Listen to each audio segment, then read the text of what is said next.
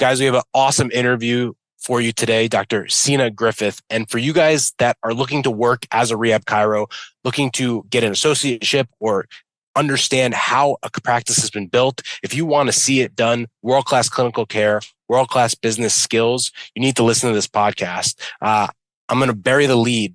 Dr. Sena, who is in California, she is looking to hire an associate. We talk all about her journey, her practice, the skills that she had, the practice that she's built. Listen, I've seen it firsthand. She's absolutely incredible. So if you guys are out there looking for an associateship, looking for a job as a rehab chiro, you absolutely need to listen to this episode. We tell you all about how you can get in touch with Sena to apply for the job. The information is in the show notes as well. If you are someone who is looking to be a rehab chiro, understand world-class clinical skills and world-class business skills, you have zero excuse.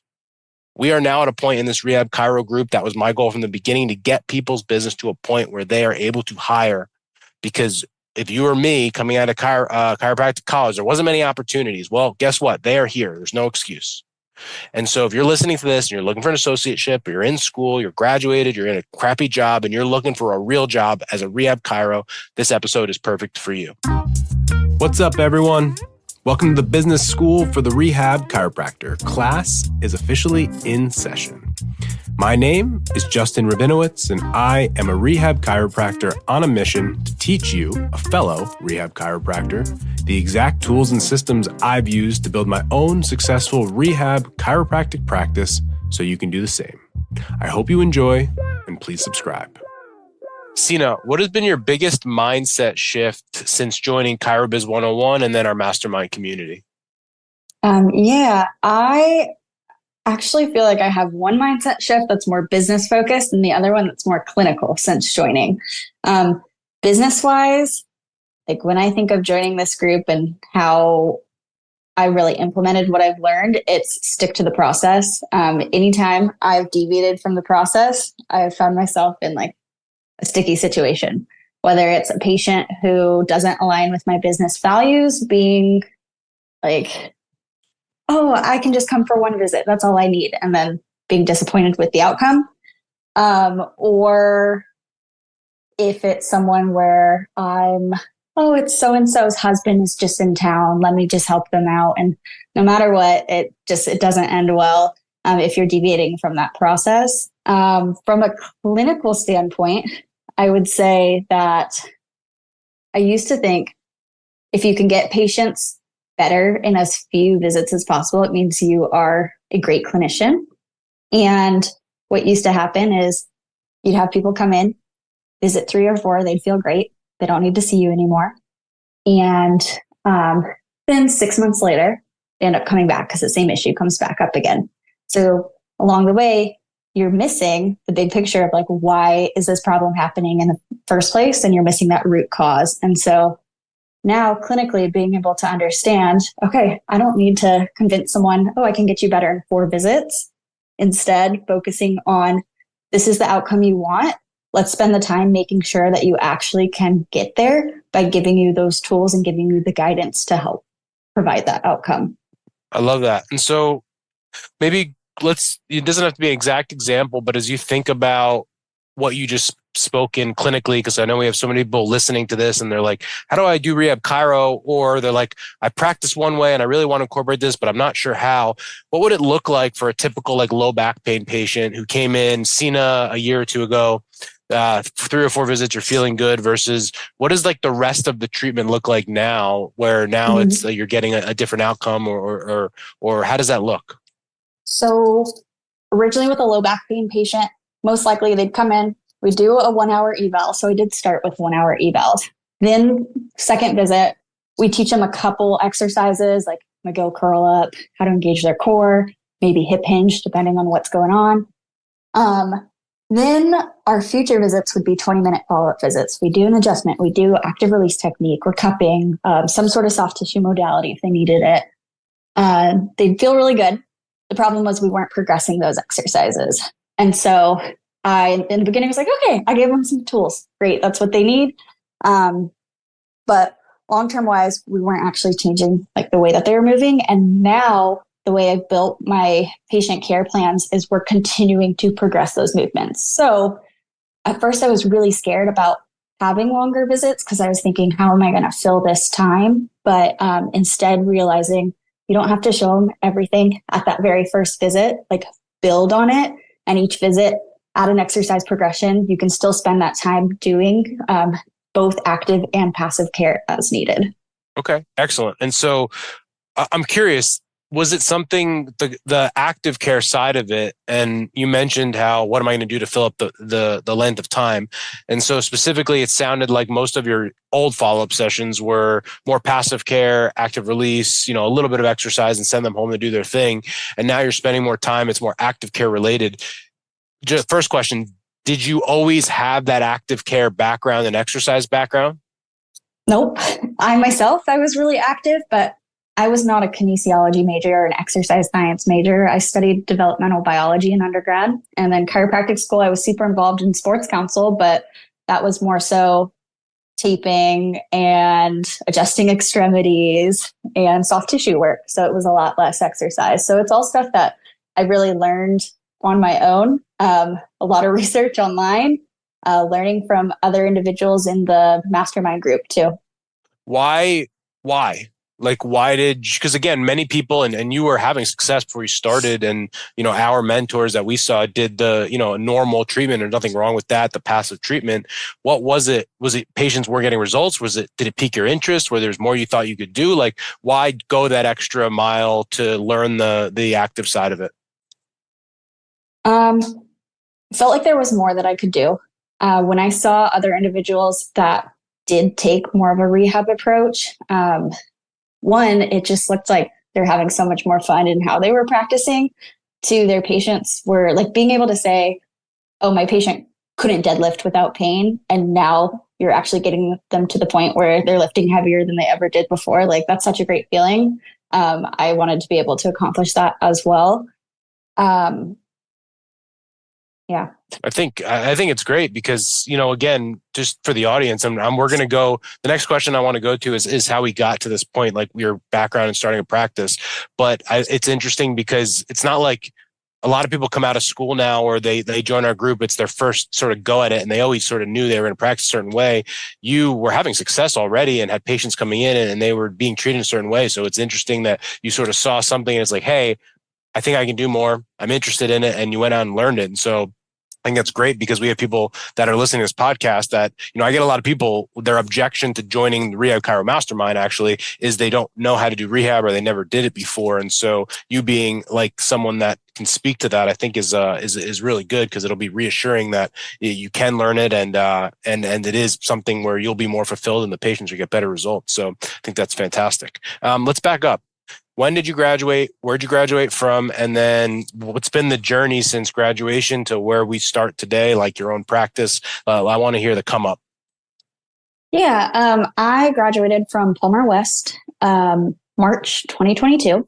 So I am just coming up this month on the 2 years of my business. Congrats. Thank you. And right after graduation, I always knew I wanted to start my own business and I always wanted to do it in my hometown too.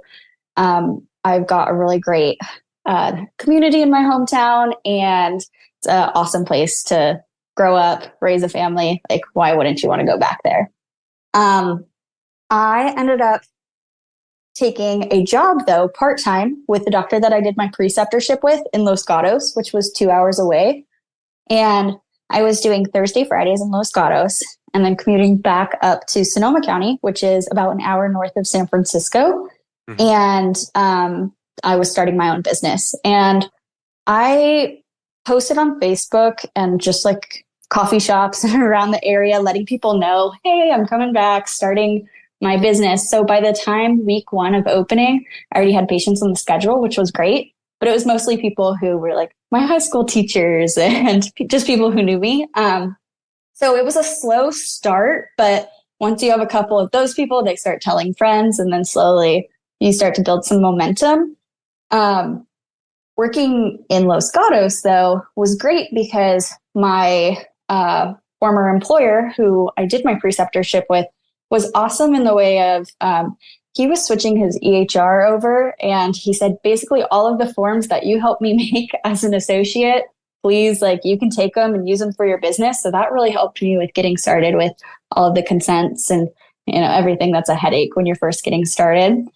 But when I was there, because I wasn't spending as much time in the community, like networking, I didn't have as many patients on the schedule there. So I felt like I wasn't providing as much value to that practice. Started to pick up some more momentum within my own practice. By the 6-month mark, decided to go full time on my own business. So it was great. I kind of was stuck at the working my way up. So 5K, 6K, 7K, 8K. Then December comes and I get COVID and have to take 10 days off. And then it's Christmas. So everyone falls off of their care plan. And at the time, I was trying to implement care plans. I had a set idea for a plan. It's just people were paying session to session. So everyone falls off of their care plan. And I reach out to them. They're like, oh, let's wait till the holidays are over. Call them after New Year's. Again, they say, I'm feeling great. I don't think I need to come in right now. So January comes around. There's hardly any patients on the schedule. And I remember I was feeling like I was starting to panic, thinking, oh man, am I going to fail? Maybe I can't do this. And started to look for other ideas how to bring in more patients. Ended up deciding to work with a marketing company, which I don't regret doing. Not us, by the way. This was not us. Just so not, not you all. Very different company. And this company wants you to discount your first visit by a lot in order to bring people in. But then they basically set up a CRM for you that sends out all the automated messages. Your job is to just follow up with the leads. I got hundreds of leads. It was great, which a lot of times people, when they use marketing companies, they don't see the return like that. I had a ton. They weren't all the right type of people for my practice though. And what I saw was my schedule was getting so full with all of these discounted new patient visits that weren't always turning into actual plans of care or long-term patients, that I was getting so burnt out and then not seeing the return on my time. And I got to the point where I was like, oh my gosh, I am working so hard, so many hours, and I still feel like I can't make money. My business is running me. I am not running my business. And it was absolutely exhausting, super discouraging, the amount of stress that I was feeling. I just got to the point where I was like, I don't know if I can do this whole run your own business thing. Mm-hmm. And so a lot of the people, again, who were coming in, didn't align with my values and weren't always the types of patients I wanted in my practice. Now, there were some people who came from it that were absolutely perfect, and I wouldn't have found them otherwise, at least at that point in time. So I'm thankful that I had that opportunity, because then they helped continue to grow my practice. But when I decided to stop working with that group was the same time that I found the business Chiro Biz School 101. And it was kind of perfect timing, because I still had a lot of those leads on my calendar coming up, and I was booked out. It was 4 to 6 weeks for a lot of them to get in. And so being able to try to implement the process with those leads was great. It was absolutely terrifying, but it was great. So after joining the group that first month, I think I was regularly at anywhere from 8K to 11K.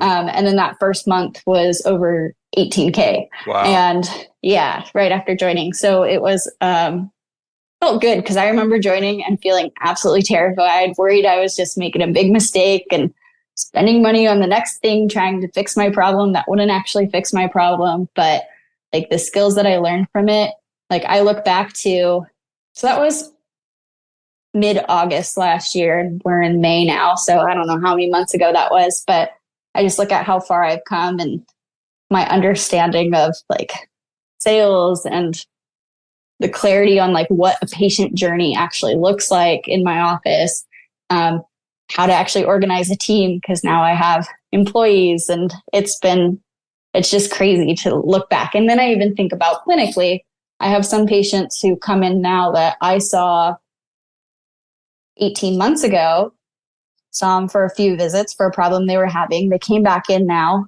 Now I'm setting them up on a plan of care that's completely different price compared to what it used to be, and they're okay with it. And I just feel like, gosh, I can give them such a better experience and much better outcomes now too because of it.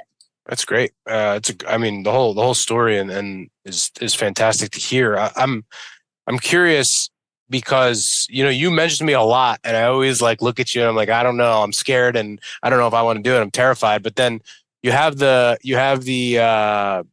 wherewithal to graduate school and open up a practice right away. So what was it like? There's got to be something internal where you either know you can or you're scared and you do it anyway, because most people that are scared, like you say, sometimes you are, they wouldn't take the action that you've taken. They wouldn't bet on themselves with a marketing company or with our program. So inherently, there's got to be something inside of you that says, hey, I can do this. And even, I don't know, I'm curious, well, how does that land for you? What do you think? Um, so I've always been like a go-getter and super involved in a whole lot of things. And if I'm not overwhelmed, I'm the type of person where I'm like, oh man, I'm bored. So I think having the challenge of opening my own business and like being able to pave that path kind of feeds that, like that I need something. It's the adrenaline. Um, I also know that I originally wanted to be a trauma surgeon, and I started undergrad pre-med, and I was very involved in campus organizations and student groups. And I realized, as a campus tour guide, actually, I realized that how I felt fulfilled at the end of the day was feeling like I had built a relationship and made an impact in someone's world. Specific examples of that were when we would have high school groups from underprivileged schools come to campus. They would talk about, oh yeah, I'm not ever going to go to college, share an experience with them. By the end of the tour or the end of the visit, they say, okay, I want to apply to college now because of this. And then going to summer orientation, seeing those students who thought they'd never go to school being at the college was just so cool. And so as I reflected more, I was like, man, like I used to think, I don't want to have a family. I can be in school forever, go through residency in my 30s, and I just want to focus on work. But I realized that's not what was going to leave me fulfilled. So I started to think of other options. I looked into NP school or PA school at a grad fair at my school. Then I saw the chiropractic school and had this whole epiphany that took me back to an injury that I had when I was younger and how chiropractic helped me recover from it. But then I also thought more about like, I could help individuals like recover from injuries. I specifically want to work with active individuals, but I would have more freedom in my personal life.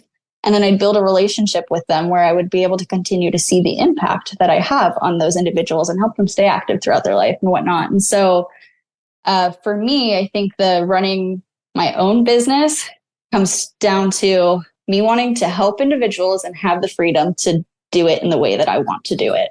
That's great. Yeah, similar for me when I think one of the reasons that I was into chiropractic, I saw a regular chiropractor growing up, but I always felt better leaving. And it felt like not a regular doctor's office, right? It was just like more, he was just on a Saturday, he was there and people were coming in and they had bagel. It was just felt like a different environment. And so sounds very similar in that you have like a little level of autonomy. You're still having an impact. It's still in that medical side of it, but it didn't feel so stuffy, like white coat and the whole thing. And so I definitely resonate with that. I want to transition to something that you do naturally very well, and it's a sticking point for a lot of new business owners or chiropractors in general, is getting into the community. And I wrote down on my notes, like building those relationships. Obviously, you're from there, but I don't think that does a service to it, because there are a lot of people that are from a lot of places that don't have good relationships in the community. And you've done a great job of getting leads and building those relationships that drive referrals. So I'm curious, what's the magic there, and what advice would you give to someone listening to this that might struggle with this? Yeah. So the different ways that we bring in leads, one is we've been great the past like 5 months at tracking marketing units. Making sure we are visiting a certain number of gyms or businesses each month, making sure that we are posting on Instagram every single day. Can I pause you? Yeah. One of the questions we get specifically with the gyms is, okay, thanks. That's great advice. I'm going to visit a gym, but when you go there, like, what do you say? Like, how does it work? Yeah. So I first schedule a meetup with like the manager or the owner or a coach from the gym to just talk about like how, like their style of the gym, the type of people that they want to have as clients there. I talk about what I do. And I always say, I love looking for new gyms to refer my patients to after they finish plans of care. I want them to stay really active. And so I always try to show it as like what I can give to them. And then after we've built that first conversation, I ask if I can come in for a class.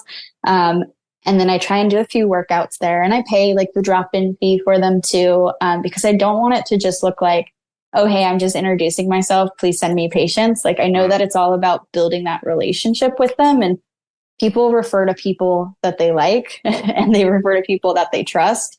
And so just going and having a meeting with them one time isn't going to do it.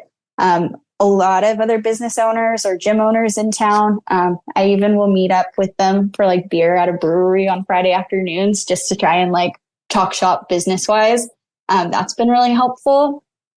I'm in some networking groups too. And so I've found some great referral partners. There's a performance physical therapist that's like 2 miles away from my practice. And you would think what we do totally would be competing for the same patients. And we do have very similar patient demographics.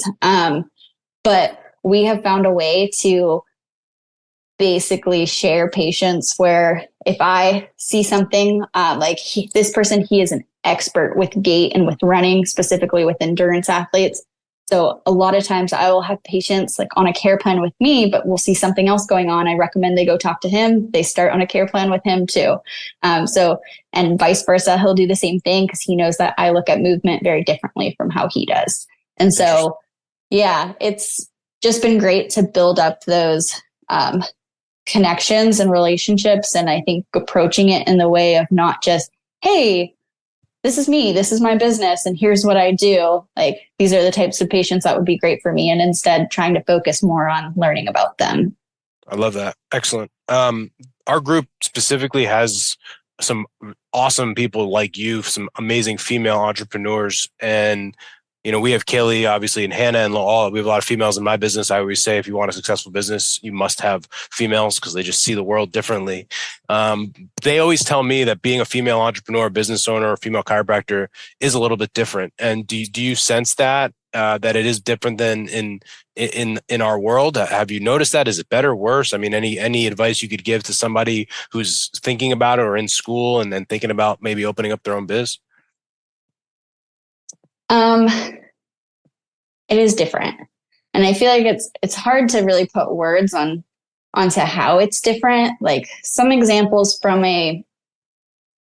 as a female chiropractor, a lot of times, especially if you have a smaller stature, people are going to look at you and say, I don't know how you can treat me. Also, when it comes to sales, I think just with our society as a woman, sometimes there's a fine line between if people are looking at what you're saying as just bossy versus being able to say it with confidence and conviction. That's something that I think was really challenging for me in the beginning with this group, was like learning how to have those conversations without feeling like I was being too pushy. And now I think I'm at the point where when people are saying, oh, well, I really want to use Medicare to pay for this, right? Or to use my health insurance to pay for this, being much more comfortable in explaining to them why what we're doing is different and how the process is different from a traditional practice that you'd walk into that uses insurance, or if people are billing Medicare. The other thing is, like, as a female, there's pressures on if you want to have a family and the demands of that. So that's always something that can be really intimidating going into opening your own business. And so I think being in a group like this is really helpful because it can give you those tools that you need to like get your business to the point where you feel comfortable to be able to actually step away and it can run itself. And you have a team that you can trust in order to keep your business doors open if you were to step away and have a family. I love that. And that's a good segue for us to speak about your next steps in the business. The funny part about growing the business that I've always talked about is almost at the two extremes of outcomes. So let's say you wanted to scale to 100 locations and make gazillion dollars. Or if you wanted to have a work-life balance and be at home with your kids or whatever the case may be, it actually requires the same steps because you have to build a team. You need people around you. You need other competent individuals that can be trained and are going to work with you so that you have the ability to either scale or to have the lifestyle. And that leads us to where you are at today, where you are in the position that you want to bring on a chiropractor, an associate, or even, down the line even more. And I don't want to put words into your mouth.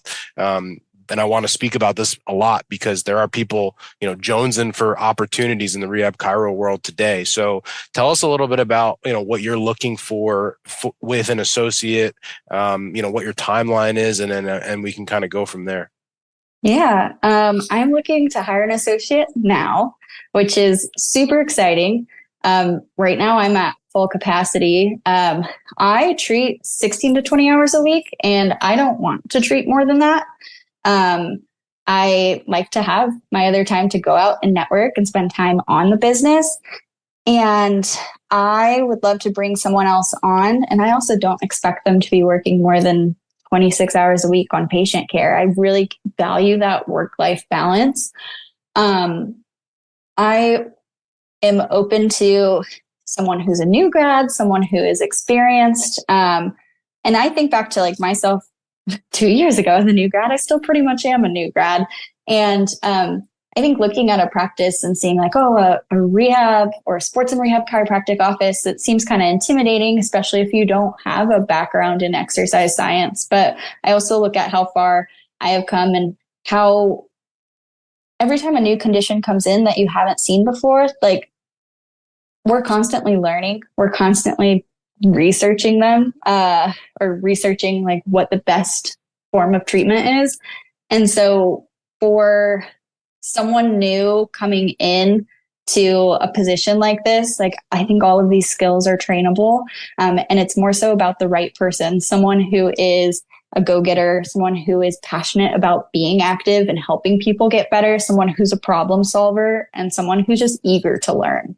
I love that. And just to add on to that, being that you are in our world and our ecosystem, I've always told people the mastermind program, originally I built it with the idea that we were going to have people with associates and with staff, that eventually a lot of the information it was to use to help train staff. And so for people out there that might listen to this and they want to be a part of this rehab chiro group, one of the coolest things that's happening now in Mastermind is we're starting to see associates on, we're starting to see sales team on, admins on calls, people bringing their teams to events. And so if our group is interesting to someone out there, you'll be able to be a part of that through working with Sena in her practice. And so I think the other thing that I would like to, how you envision it. And again, the thing I caution the audience is, you've obviously done amazing and how to build a business, but you are new, like all of us, to hiring an associate. And I always say that the idea of, because the next thing I'm going to say is I was going to ask you, many people might not apply because either A, you're right, they might not have a good rehab background, or they might not be, I'm not good at sales, or I don't know how to market. What do you envision from a coaching training standpoint? Obviously, again, there's a magic here that you've created, whether you know it or not. Do you envision being someone that is going to help this person grow and become that person? Or is it just build your own business and you can use my space? Absolutely help them grow. I consider my practice a team, and I want it to be a team environment. We would be practicing our marketing. We'd be practicing our sales conversations. We'd be practicing what patient visits look like. Obviously, it wouldn't be throwing them into the wolves where you're oh, you've never dealt with someone who is still struggling after a knee replacement. Okay, that's fine. Like, we can work on this together, and being able to help provide them with the skills and also help show them like how to find the information on their own too, because that's where I think we learn the most as providers, is as we're doing that research and we're starting to put together these care plans and think clinically and really address the root cause of the problems and focus on the outcome for that patient. I love that. And something else, Jen, just from my experience, being someone that started exactly as you did, as a very, very, very small business, and I'm still a small business compared to like, big corporations. But for someone out there that is motivated and has like a vision of more for themselves and might be hesitant because, I want to just do it on my own. I would say to you, sometimes the best opportunities is to get in right where you are, Sena, like in your business, because you need someone and people that are going to help you grow, not that you are going to pull along. And so my coach always says, like, you want to be the lighthouse, not a tugboat. So you're not going to pull someone along. You're going to show them what it is, and it's their opportunity to grow themselves. And people are like, well, what if I eventually want to do it on my own? Great. Then you can work for me any day of the week, because I want you to be that motivated, because I know that people that come into my practice or to your practice, like if we want to exponentially grow, we need other people that are going to want to grow as well, not just have it handed to us. And so there are a lot of people that have graduated or like, where am I going to go next? The best thing, in my opinion, we don't have residency programs. The best thing, if someone wants to be a world-class rehab chiro, clinical skills and business skills, is to work with someone who is doing it and has done it. And that's who you are, and that's what you've done. And so, think about it as you'll be being literally paid to learn both things. There's so many chiros out there. When we sort of came up, they're good at one or the other. It's either high volume, good at business, but their clinical skills are crap, or the other side where it's like good clinical skills, but the business is crap and you don't learn the whole package. And you have built something where the proof is in the pudding. Like you have built something that does both well. And the rehab chiro community is based on those two things, clinical skills and business skills. And you've been able to do both at such a high level. So I think it's absolutely incredible. Where is your practice located in California? Yeah, so we're in Petaluna, California, which is the best city in the world. Fun fact, we're known as the egg capital. So we're in wine country in Sonoma County. So it's a nice mix of kind of city and rural. We're about an hour north of San Francisco. We're fairly close to the beach as well. Lots of great hiking in the area. It's a really fun area to live in, and again, to raise a family in, to grow up in. If you haven't been wine tasting in Sonoma County, highly recommend it. Some of the best wines. I love that. And how can someone reach out to you or contact you about the opportunity? Yeah, they can either follow us on Instagram, send us a DM, or Restore Chiropractic, or they can send me an email at info@restorechiropractichealth.com. Got it. That's awesome. And before we go, Sena, I just want to express gratitude to you. You are one of those people. I've mentioned you, and like I think of Hannah, who's someone, when I overwhelm you or you seem a little scared, I know something great's going to happen because you take on that challenge. And I still remember when we had our business Biz 101 check-in, and I honestly wasn't sure, because the way you looked at me, you were like, your eyes were wide, and I didn't know if you were going to do it because I didn't know you well enough. Well, now I know. Now I know that anytime there's something that needs to get done, you're absolutely going to get it done. And so in this next venture of life and business, I am 1,000% sure that you are going to be a person who is going to build a world-class team. You are someone who people are going to be drawn to. They're going to hear this podcast and they're going to say, like, I want to be around that person. And leadership for me mostly is like, do I just want to be around this person? And then from that perspective, people are going to be around you and see how you operate, how you function, and how you treat people, and it's game on. So I want to express gratitude to you and show you and tell you that I see it. I've seen it since literally you've done everything you've done. Your business is amazing and you're amazing, and we're happy and so glad to have you. When we make our list of clients that were like, we need 10 Senas, like we need 100 of you. So we appreciate you very much. And if you guys are out there if you are looking to be a rehab chiro and work, like, you are really silly to not have a conversation with Sena. So please do yourself a favor, at least start the process, because you never, ever, ever know. Sena, thank you so much. And we'll get all your information. We'll put in the show notes so that we can find you an associate. Okay. Awesome. Thank you. Thanks so much for having me, Justin.